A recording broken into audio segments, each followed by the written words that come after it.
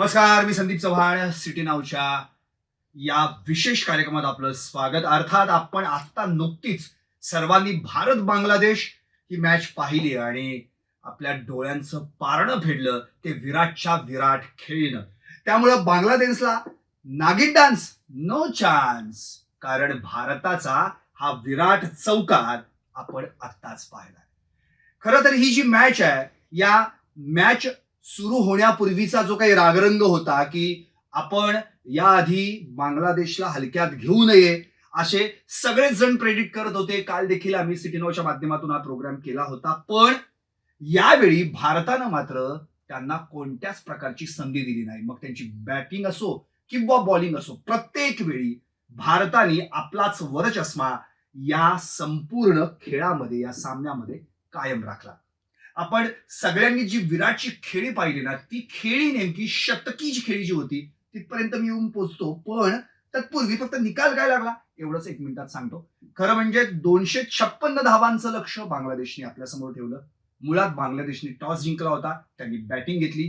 पुण्याचं स्टेडियम पाटा सपाट पिच होतं, त्यामुळे त्या ठिकाणी निश्चितच फलंदाजांचं स्वर्ग म्हणतो आपण त्याला, जास्तीत जास्त रन काढण्याची संधी होती बांगलादेशकडे. अर्थात पहिल्यांदा आपण जेव्हा पाहिलं की जी पार्टनरशिप झाली, म्हणजे लिटन दास आणि तो तंजीद हसन यांच्या 93 रनांची पार्टनरशिप झाली आणि त्याच वेळी 94व्या रनच्या आधीच म्हणजे 93 रनवर पहिली विकेट भारताला मिळाली. मग बुमराह, मग जडेजा, सिराज यांनी आपलं काम केलं, 2-2 विकेट्स काढल्या आणि अर्थातच शार्दुल आणि कुलदीप यादव या दोघांनी देखील एक एक विकेट काढून आपली जी काही भूमिका आहे ती पार पाडली.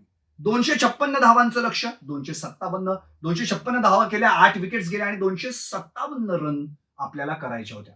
अर्थात लिटन दास हा नेहमीच आपल्यासाठी खतरों का खिलाडीच असतो. प्रत्येक वेळी तो भारताविरुद्ध खेळत आलेला. आता देखील त्याची या वर्ल्ड कप मध्ये कामगिरी चांगलेली आहे आणि त्यांनी आपण पाहिलं 66 धावांची खेळी केली.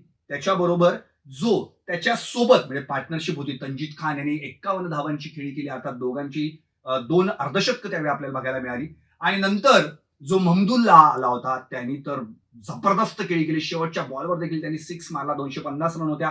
49 ओव्हर होऊन शेवटच्या 50 ओव्हरचा शेवटचा बॉल 6 मारला आणि 256 रन झाल्या. आणि मग मुशफिकर होता, त्यांनी देखील 38 धावांची खेळी केली.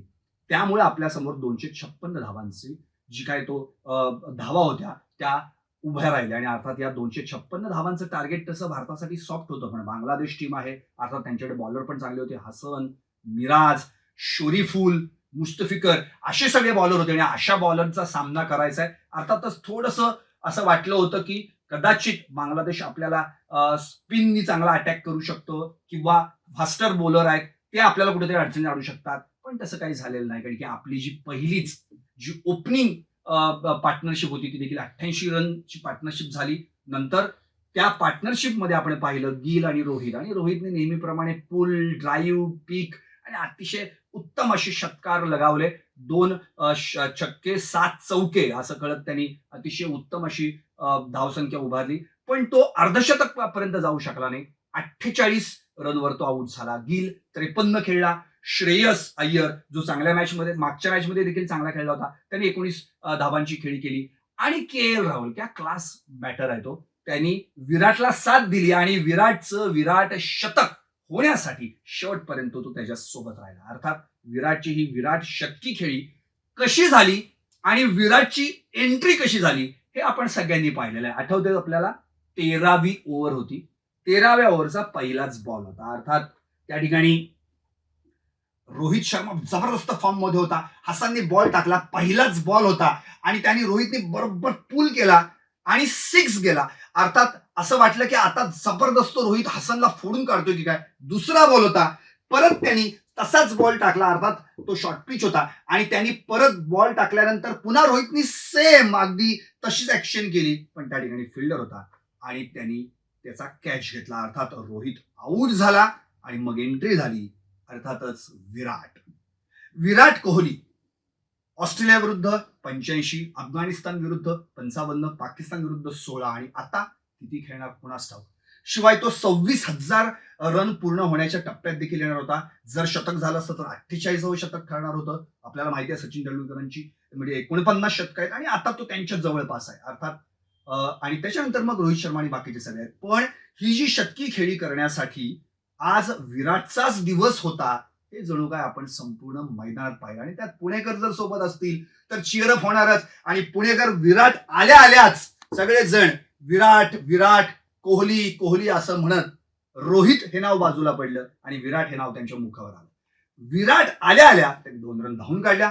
2 रन राहून काढल्या आणि पुढचा जो सगळा प्रकार घडला तो अगदी हास्यास्पदच होता. कारण की त्या 2 रन जेव्हा त्यांनी धावून काढल्या तेव्हा तो नो बॉल पडला.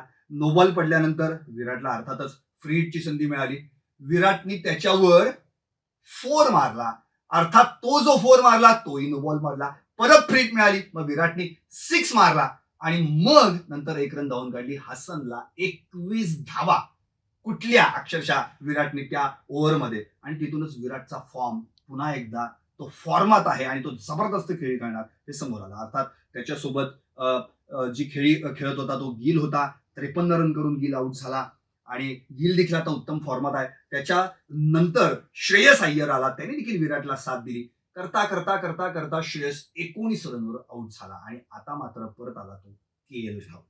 आता इकडे स्कोर म्हणजे आपली जी धावसंख्या आपल्या समोर बांगलादेशने उभी केली होती ती धावसंख्या होती 256 आणि तिथपर्यंत आपल्याला जायचं होतं. अर्थात अगदी थोडासाच धावसंख्येचा टप्पा गाठायचा होता आणि इकडे आता विराट देखील शतकाच्या जवळ येत होता. आता नेमकं काय होणार? विराटचं शतक होणार का आधीच के.एल. राहुल देखील 4-6 मारायला लागला त्यामुळे आता बहुतेक विराटचं शतक हुकेल की काय. पण शेवटी विराट आणि क्लास के.एल. राहुल या दोघांच्या समन्वयानं विराटनं आपली विराट शतक साधलं आणि 48वे शतक पूर्ण केलं.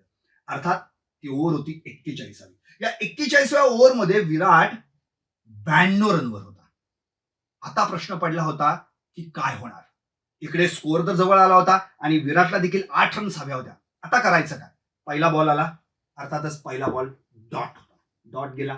दुसरा बॉल वाईड आला. दुसरा बॉल वाईड झाल्यानंतर परत विराटने मग 2 रन धावून काढल्या केएलच्या साथीनं.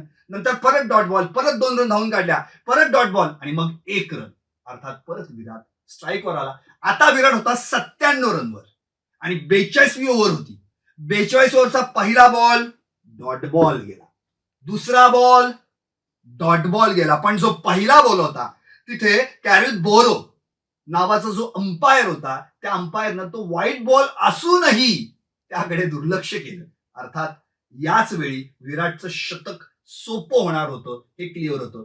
तो पहिला डॉट बॉल, दुसरा डॉट बॉल आणि तिसरा बॉल होता आणि या तिसऱ्या बॉललाच विराटने ये लगा सिक्सर असं म्हणत थेट 103 हा आकडा गाठला आणि नॉट आउट 103 करत विराटनं हा सामना एक हाती जिंकून दिला. अर्थातच भारतानं या चारही म्हणजे आताच्या वर्ल्ड कप मधल्या चारही सलग मॅचेस जिंकलेल्या आहेत. ऑस्ट्रेलियाला पंच मारला, नंतर अफगाणिस्तानला धूळ चारली, पाकिस्तानचा धुव्वा उडवला आणि आता आपण बांगलादेशची बघितली आहे.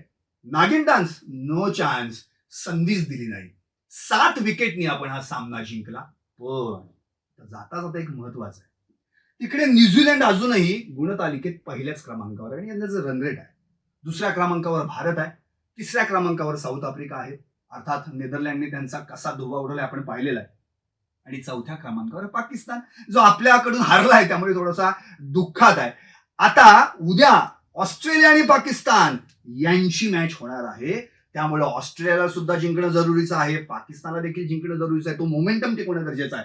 पण आपली खरी मॅच आता जी भिडत म्हणतो ना, ज्यांनी सलग 4 मॅच जिंकलेल्या आहेत तो संघ आहे न्यूझीलंड आणि ज्यांनी सलग मॅच 4 जिंकलेल्या आहेत तो संघ आहे भारत. आणि या 2 संघांमध्ये धर्मशाळा हिमालय की गोद में त्या ठिकाणी येत्या 22 ऑक्टोबरला म्हणजे रविवारी हा सामना होणार आहे.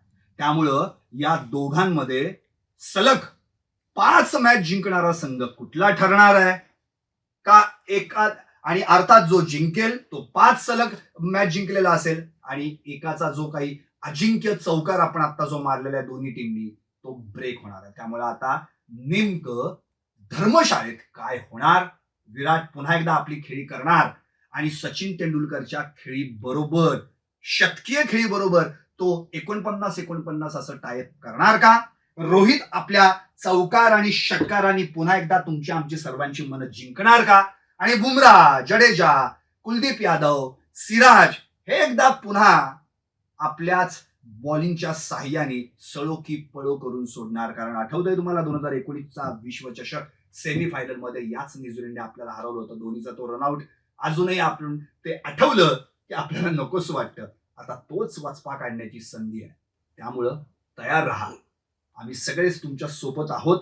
भारतीय संघासोबत, प्रत्येक इंडियन सोबत आहे. फक्त हा सामना जिंकण्यासाठी आम्ही चीअरअप करू शकतो. खेळायचं तर तुम्हालाच आहे. निश्चितच भारत आणि न्यूझीलंड 5वा सामना पाहणार आहोत 22 ऑक्टोबरला धर्मशाळेत येत्या आहे. तुर्तास सिटी नावचा तुम्हा सर्वांना नमस्कार. पाहत रहा सिटी नाव.